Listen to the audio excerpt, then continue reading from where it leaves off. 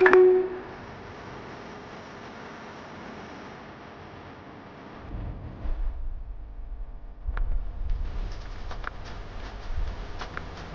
everybody, welcome to my channel.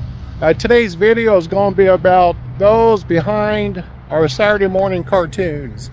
Coming up on our first stop today, the voice of Clarence Nash. He did Donald Duck. He also did all the cousins. Did you have to audition for Walt Disney? Well, he happened to hear me on a radio program, and he heard me doing all my imitations, and Little Mary reciting "Mary Had a Little Lamb." Later on, it quacked like a duck. Yeah. And that suggested a new character for him. And so Donald Duck was born. But you're also the voice of Huey, Dewey, and Louie. That's right. Now, is that tough to do 4 different voices in? No, well, I can't do them all at once, of course. Yeah. But here's one of them, greeting Donald. Good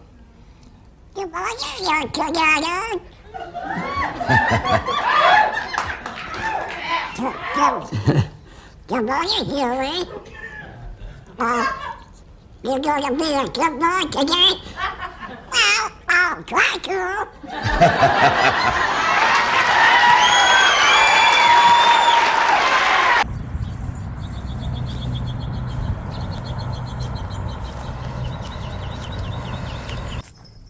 Forest Lawn Memorial Park, Glendale, California.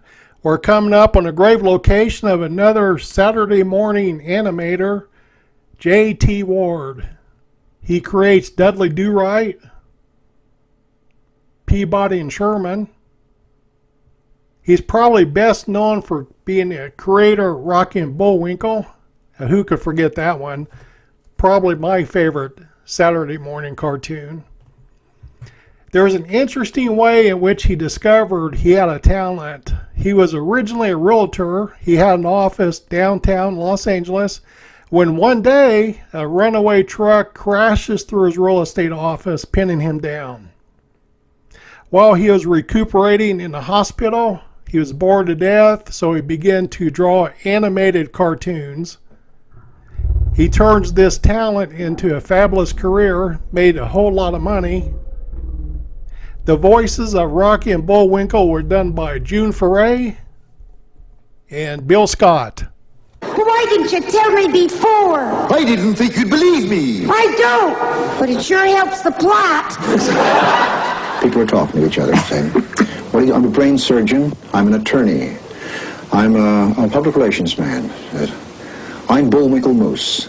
You're Bullwinkle Moose! My God! That's what happens. I grew up with you. I grew up with you. That's what happens. Why wouldn't you be proud to say that when everybody, instead of having a group of strangers or acquaintances, you were suddenly among old friends? Next up, we have an animator, director, and producer of cartoons, Robert Bob Clamplett. He works with the Looney Tunes, which is a series from Warner Brothers. He designed Porky Pig, Daffy Duck, and Tweety. He helped design Bugs Bunny and Elmer Fudd. Bob Clamplett, The Roadrunner Show, and Bugs Bunny were some of my favorites as a kid. Say on Bugs Bunny's or on Elmer Fudd's voice. When I was working on the first Merry Melody and Looney Tunes, my boss went on a rabbit hunt, Rudy Ising. We made some sketches of the rabbit outwitting him, and after that I put on the drawing Woody Wabbit. And after that I made a series of drawings of Woody Wabbit, this little rabbit.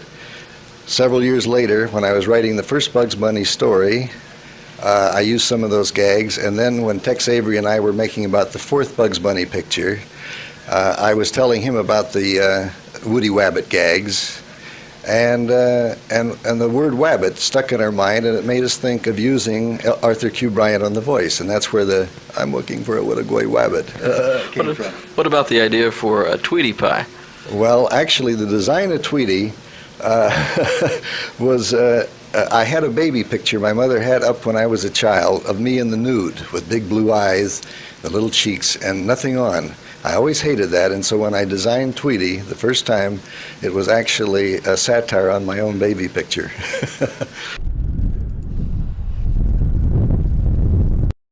Our next stop isn't necessarily a Saturday morning cartoon, but an after-school children's program. We're at the grave of Larry Harmon, the man behind the nose. He did Bozo the Clown.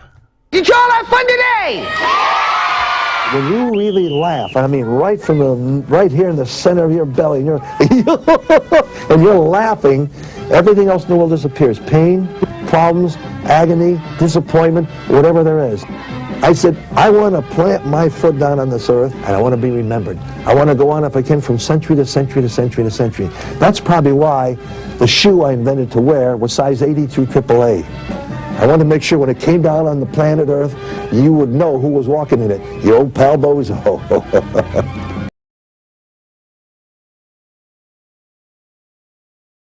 Hey, does anybody remember the television series Our Gang, the Little Rascals? Here we are with Joe Cobb. He was the original fat boy in Our Gang comedies from 1922 through 1929. Gee, you're a great guy. I like you, Chubby. Oh, I'm not so much, Joe. You paid a nickel for the pop, didn't you? Oh, say, as long as we live, we'll never fight over Gene anymore, will we, Chub? No, sir, never again. Take. Well, I don't think they're going to win the Academy Award, but sorry. But anyway, that's television in the early days. Joe Cobb dies of natural causes on May the 21st, 2002, while living in Santa Ana, California.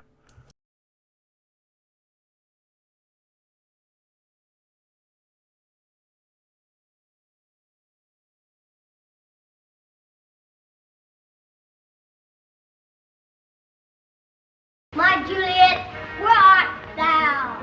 Here I am. In buckwheat.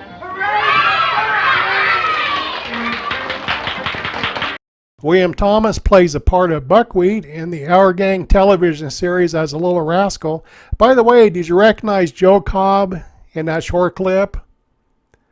After Thomas gets out of the Army, he goes to work for an aviation company building airplanes.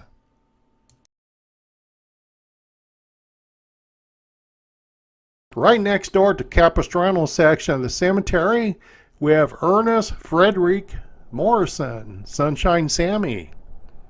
He was a child actor who appeared in the Our Gang short film series. After he grows up, he worked for an aerospace company as an inspector. His last television appearance was in 1974 as a guest spot appearance on Good Times. And then in this cemetery, there are several Disney legends buried here. Here we have Jimmy Dodd. He dies 1964 of cancer while living in Hawaii. He was only 54 years old. Jimmy Dodd was quite a songwriter. He wrote over 400 songs. Some of them were recorded by Nashville country music artists. Had a big heart for children. He wrote the opening theme song to the Mickey Mouse Club, and that is the same song they would use to close the show.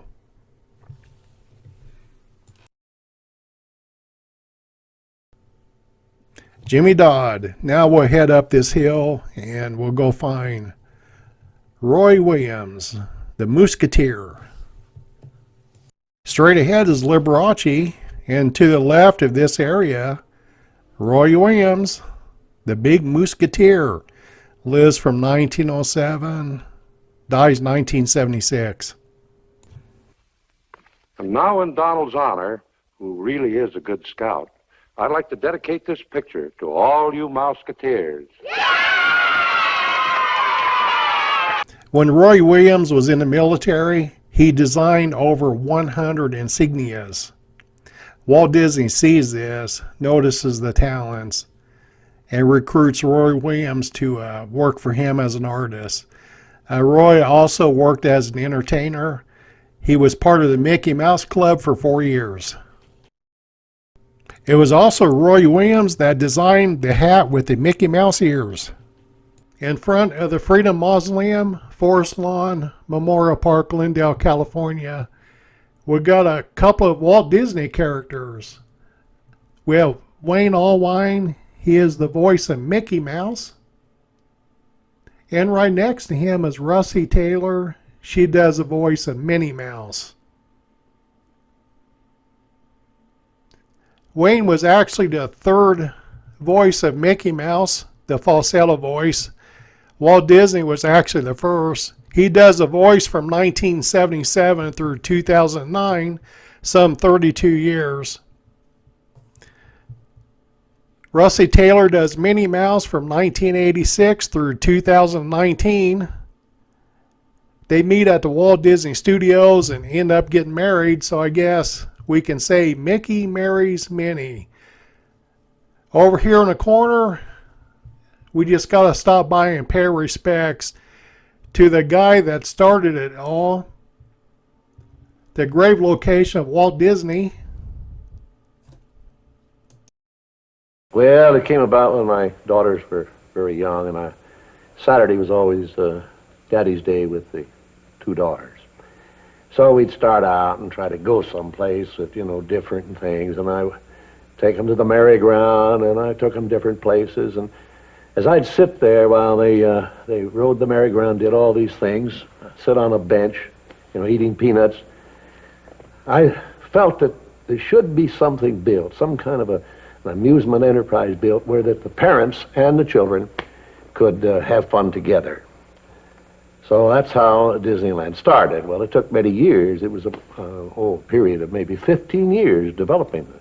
I started with many ideas, threw them away, started all over again. And eventually it evolved into what you see today as Disneyland. But it all started from a daddy with two daughters wondering where he could take them, where he could have a little fun with them too. Just like to mention that my daughter served an internship at Disneyland just a few years ago. There were 3,000 applicants. They hired 18. She is one of them. She had a blast. Well, thanks for walking with me down this Saturday morning cartoon memory road. This one was a lot of fun to do. Catch me live next time. Be great to see ya. Everyone needs to be remembered.